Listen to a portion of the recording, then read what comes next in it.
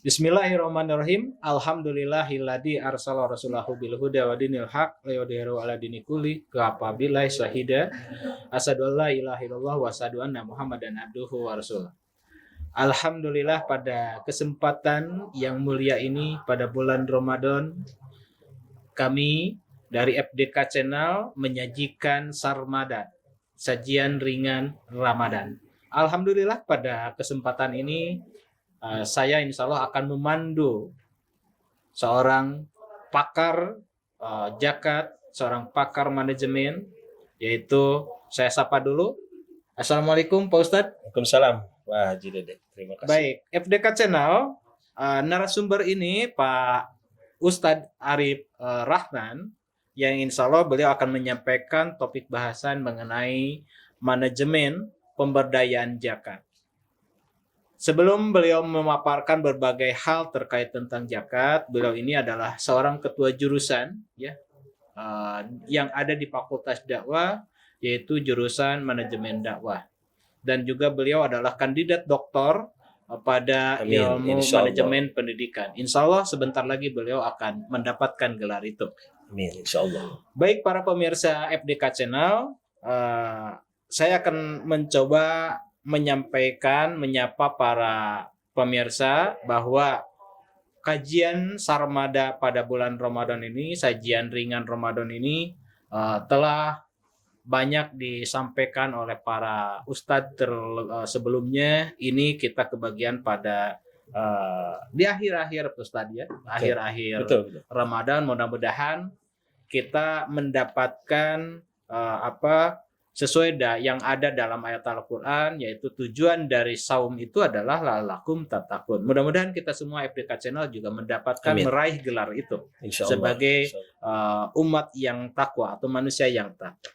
Baik Ustadz, saya mencoba untuk mencari tahu dulu, karena mungkin juga ini bagi pemirsa FDK Channel menjadi berbagai banyak pertanyaan terkait tentang zakat itu.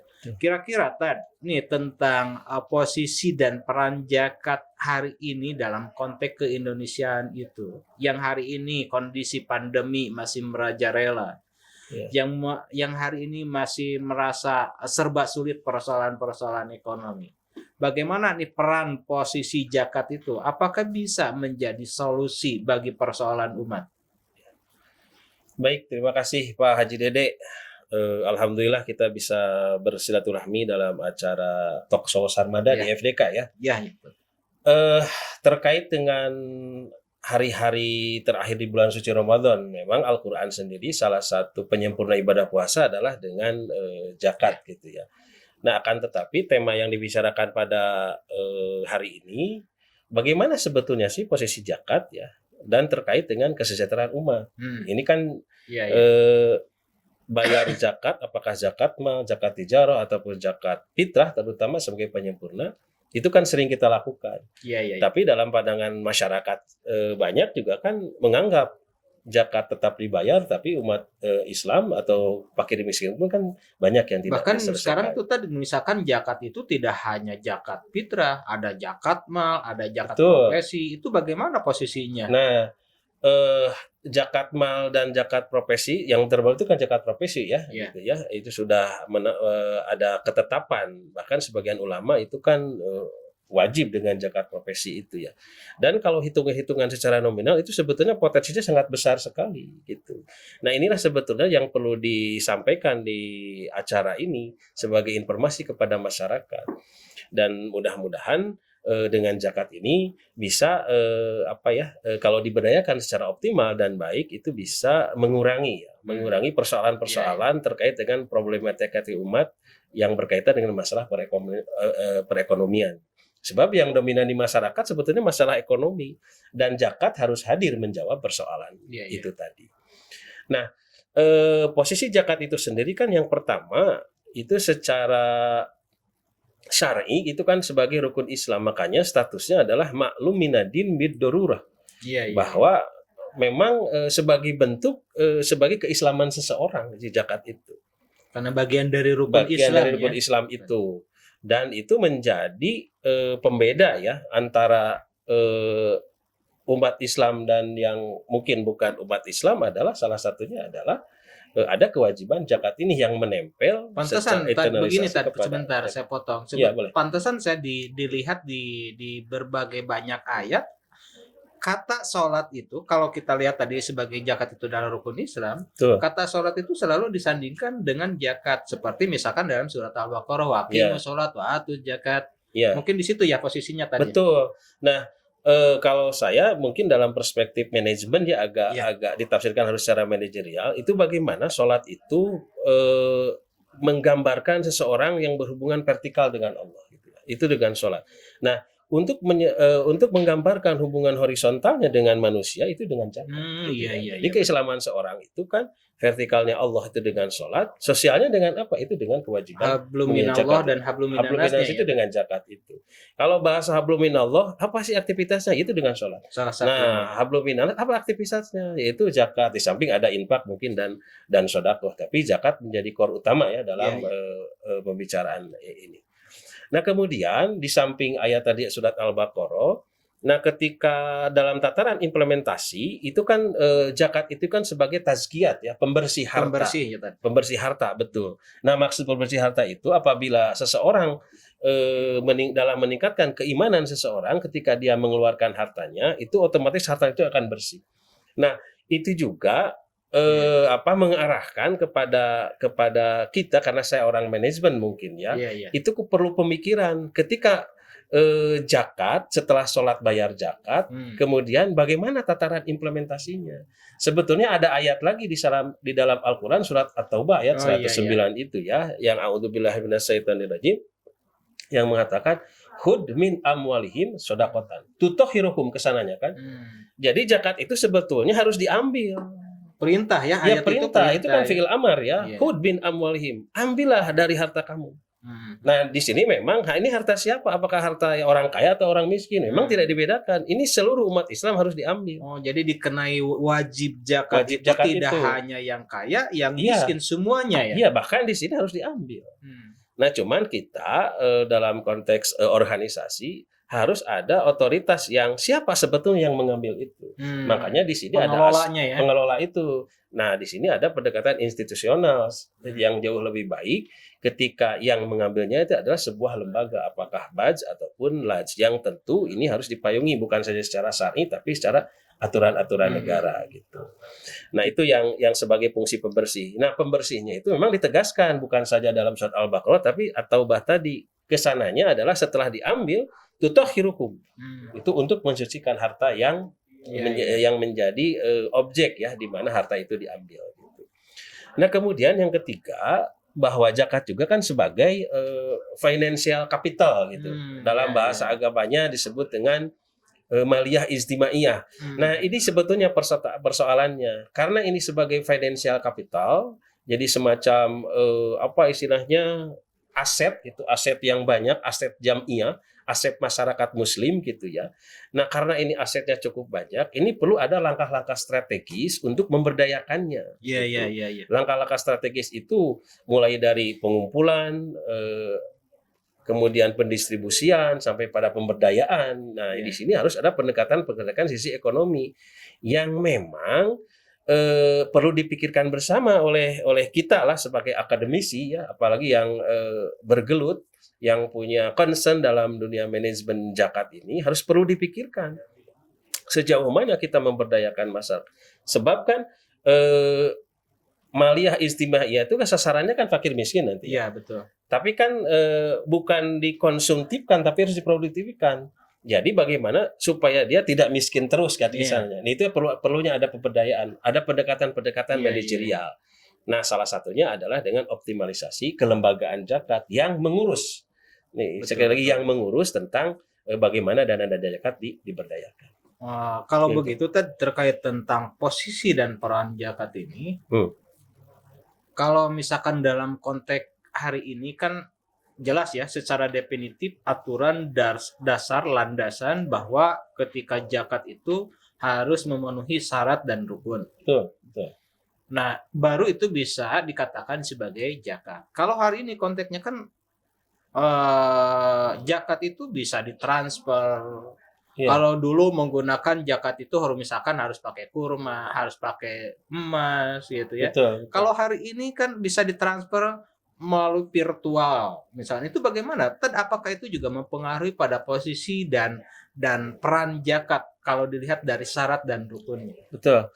Nah, kalau syarat rukunnya kan sudah tidak bisa dirubah lagi ya. Seperti misalkan bahwa zakat harus disalurkan kepada 8 asnaf ya, fakir, miskin, gorimin, kemudian fisabilillah, Pengelola mu'alaf. juga ada ya tadi ya? Nah, di sana juga ada amilin. Amilin gitu. ya istilahnya. Nah, memang ketika perkembangan zaman gitu ya, ini kan bagaimana kita berhubungan dengan fakir dan miskin seperti begini ya. Kalau menggunakan pendekatan institusional kelembagaan, kita kan harus memiliki data ya. Data fakir itu seperti berapa orang, data miskin, Kriteria parkir, kriteria seperti itu. miskin juga. Kemudian dan itu tergawi pada mustahik ya, ada data mustahik, dan kita juga harus memiliki data muzaki gitu ya. Nah, seiring dengan perkembangan zaman, itu bagaimana pengolahan data-data seperti itu. Kan kalau zaman dulu kan belum mengenal budaya teknologi, bagaimana misalkan zakat didistribusikan dengan teknologi. Kalau sekarang kan sudah ada intervensi teknologi. Jelas ini untuk kalau sasaran organisasi itu kan efektif dan efisien gitu ya. Selama efektif dan efisien, apakah zakat itu ditransfer ataupun misalkan dipotong secara otomatis, kalau istilah dalam kelembagaan zakat itu ada istilah payroll gitu ya. Kalau bagi khusus misalkan lembaga-lembaga institusi perkantoran gitu ya, bayar zakatnya kan tidak mau ribet, tapi misalkan dengan potong gaji istilahnya payroll dimasukkan pada lembaga zakat yang dipercaya. Itu hanya masalah teknis, itu kan tidak menyalahi syarat dan rukun zakat. Nah, pembicaraan sekarang itu kan justru itu kan mendukung pada optimalisasi. Jauh lebih efektif seperti itu sebetulnya. Kan lebih cepat dana itu kan bisa diberdayakan kepada lebih efektif Islam. Ya tadi ya. Betul, lebih efektif, betul. Baik pemirsa FDK Channel, kita masih punya waktu untuk pembahasan ini.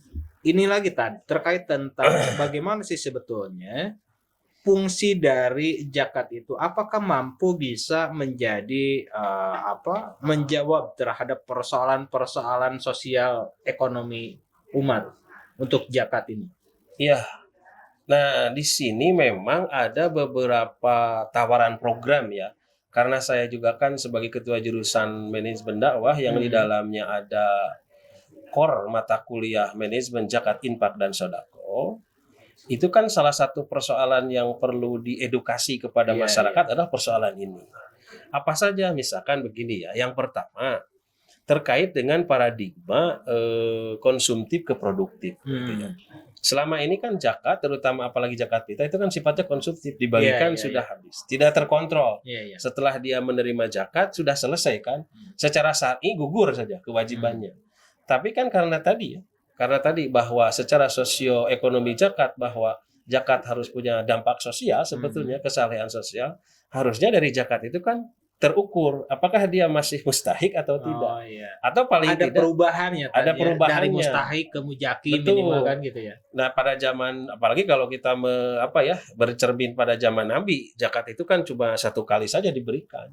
Yang setelah zakat itu dia harus berubah, tidak boleh miskin lagi, harus menjadi tidak mustahik lagi, menjadi berdaya. Jadi kalau sekarang lihat justru jadi fenomena ya, orang banyak ngantri gitu ya di rumah-rumah para mujaki. Jadi sebetulnya ini ada pengentasan atau tidak zakat ini? Nah, itulah yang menjadi problem perubahan paradigma tadi gitu ya. Nah, oleh karena itu sebetulnya tawarannya adalah program sejauh mana sekarang prosentasi dana zakat yang dimiliki oleh sebuah lembaga itu konsumtifnya berapa persen, produktifnya berapa persen. Nah, ini untuk mengukur sebetulnya bagi fakir miskin yang masih produktif, yang masih bisa diberdayakan. Misalkan 70% untuk yang produktif. Ya, misalkan dikasih modal usaha atau mungkin pelatihan-pelatihan agar dia merubah hidupnya menjadi tidak miskin lagi. Yang konsumtif nanti diarahkan untuk yang memang sudah tidak bisa lagi bekerja seperti ya usia 60-70 tahun kan sudah tidak bisa dipaksa untuk produktif untuk usaha, tapi itu tapi santunannya kecil dibandingkan dengan produktif. Nah, kalau hitungannya seperti ini kan nanti akan terpetakan gitu ya mana mustahik yang bisa diselesaikan menjadi tidak mustahik lagi gitu. Dan ini akan mengukur pemberdayaan dari zakat itu sendiri. Nah, kemudian saya lanjutkan ini Pak Haji Dede. Ini yang cukup berat ini adalah persoalan mentalitas mustahik itu. Iya, betul. Nah, kalau persoalan mentalitas kan kembali kepada diri ya. Bayangkan misalkan kalau orang yang setiap saat inginnya diberi terus itu, sekalipun banyak uang gitu ya. Iya. Tapi karena sudah mentalitas hayang we dibere cek orang Sunda. Tugas siapa itu tadi? Nah, yang itulah untuk menyelesaikan menumbuhkan kesadaran itu. Betul. Nah, salah satu itu lagi kalau misalkan tadi lembaga sudah terlibat, apakah LAJ atau BAJ gitu ya. Termasuk di sana sebetulnya para tokoh masyarakat ya, yang punya tokoh agama, ustadz yang sering memberikan ceramah, Melakukan itu kan pembinaan betul, ya. Paling tidak melakukan edukasi lah, memberikan pencerahan kepada masyarakat terkait dengan persoalan mentalitas mustahik ini. Sebab ini kan sedikit banyak persentasenya menghalangi dari pemberdayaan itu. Ya, bayangkan kalau mentalitas umat Islam misalkan selalu ingin diberi, itu bagaimana dia ingin memberi kepada orang lain. Padahal jelas ya tadi ya, tangan di atas itu lebih baik daripada tangan di bawah. Padahal konsep yang dari dulu dalam Islam sudah diajarkan, kenapa tidak sampai melahirkan kesadaran gitu dalam di mana sih titik persoalannya ini? Nah, kalau sekarang karena di manajemen dakwah itu kan studinya institusional gitu ya, bahwa kita itu kan menstudi tentang lembaga-lembaga yang ada di masyarakat, salah satunya lembaga zakat. Nah, lembaga zakat itu wajib punya program edukasi ini. Yang tujuannya entah nanti mungkin dalam implementasinya melibatkan ustadz atau melibatkan guru ngaji, ataupun misalkan kerjasama dengan beberapa masjid sekitar, yang salah satu kurikulum lah atau pesan moralnya adalah ingin merubah ini mentalitas masyarakat menjadi mentalitas yang berdaya lah, maksudnya tidak menjadi mustahik, tidak ingin diberi, tapi bagaimana dia berada posisi yang peduli terhadap lingkungan sekitarnya, termasuk kepada fakir miskin. Oke, terakhir nih Tad. Ya. Apakah zakat ini sebetulnya bisa nggak, mampu nggak, bagaimana kalau misalkan zakat ini ada sebuah program yang melahirkan pemberdayaan. Yang tadi kalau Ustadz tadi menjelaskan bahwa zakat itu harus beralih dari konsumtif ke produktif. Betul. Nah, bagaimana zakat pada posisi sekarang untuk bisa melahirkan menjadi pendayagunaan gitu? Tidak hanya sebatas diberikan, misalkan kalau zakat fitrah kan jelas ya, pada hari itu dikumpulkan, kemudian pada waktunya dibagikan. Nah, ini bagaimana untuk posisi zakat dalam konteks pemberdayaan atau pendayagunaan zakat itu? Betul sekali Pak Haji Dede, dan ini memang menjadi salah satu inspirasi pemerintah ya, yang tertuang dalam Undang-Undang Zakat gitu ya. Iya, betul. Jadi kan kehadiran untuk memperlancar lah dana zakat teroptimalisasi, tersalurkan kepada masyarakat, itu harus hadirnya lembaga zakat. Iya, betul. Apakah BAZ, Badan Amil Zakat, atau lembaga amil zakat. Nah, salah satu misinya tugasnya adalah menyelesaikan tadi yang diusulkan oleh Pak Haji Dede terkait dengan pemberdayaan.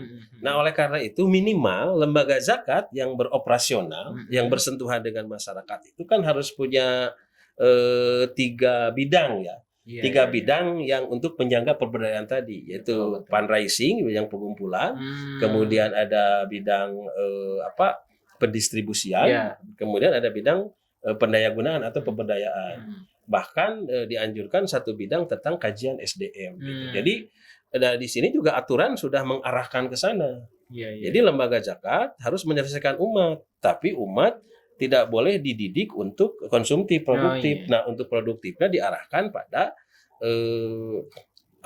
pos-pos lembaga zakat yang berperan untuk memberdayakan, mendistribusikan, di samping mengumpulkan tadi gitu ya. Nah, untuk pemberdayaan itu sendiri nanti kan akan akan bersentuhan atau akan beririsan dengan tipologi masyarakat itu sendiri gitu ya. Misalkan kalau lembaga zakat itu hadir di masyarakat pantai misalkan yang kebanyakan nelayan gitu ya. Saya kira produktivitasnya akan menyesuaikan dengan kemampuan daerah itu sendiri, disesuaikan ya dengan kondisi masyarakat. Kondisi masyarakat itu. Nah, beda dengan masyarakat yang berada di mungkin yang pesawahan atau pegunungan yang akan dirotiskan untuk produktivitas disesuaikan dengan kemampuan kulturnya kultur itu. Nah itu betul Pak Haji Dede. Saya jadi ada tambahan ini, tambahan informasi. Nah, kultur itulah yang akan menjadi basic gitu ya, basic perubahan pemberdayaan tadi yang disesuaikan dengan potensi masyarakat, kemampuan mustahiknya agar dia produktifnya di mana, itu akan terukur. Yang itu merupakan implementasi dari regulasi yang ada dalam Undang-Undang Zakat itu sendiri. Oke, baik pemirsa FDK Channel, tadi sudah dipaparkan oleh Ustadz Arif Rahman SAG MPD. Mudah-mudahan apa yang beliau sampaikan itu bisa bermanfaat bagi kita semua. Saya hanya sedikit untuk bisa mengambil asumsi bagi saya atau kesimpulan sementara untuk saya hasil penjelasan dari Ustadz bahwa zakat itu sebetulnya sangat bisa untuk menjadi solusi persoalan masyarakat, persoalan umat. Tentu kalau misalkan zakat itu dikelola dengan baik, mulai dari ada lembaganya, perubahan dari konsumtif ke produktif, terus juga yang tadinya posisinya sebagai mustahik menjadi mujaki. Nah, perubahan-perubahan itu tentu kalau dikelola zakat dengan baik seperti apa yang tadi disampaikan oleh narasumber, oleh Pak Arif, Ustadz Arif Rahman, sebetulnya zakat itu menjadi solusi bagi persoalan ekonomi, bagi persoalan kemiskinan, pengentasan, pemberdayaan, sehingga sebetulnya bisa menjawab terhadap persoalan-persoalan masyarakat. Terima kasih Ustadz Arif yang sudah memaparkan tentang zakat. Mudah-mudahan menjadi amal kebaikan bagi kita semua. Di akhir Ramadan ini, saya Dede Lukman mengucapkan terima kasih kepada pemirsa FDK Channel yang sudah melihat tayangan ini. Mudah-mudahan menjadi ibrah, menjadi berkah, menjadi inspirasi bagi masyarakat secara umum. Amin. Terima kasih Ustadz Arif sekali lagi. Terima kasih pada kita akhiri pertemuan hari ini. Billah taufiq hidayah. Wassalamualaikum warahmatullahi wabarakatuh. Waalaikumsalam warahmatullahi wabarakatuh.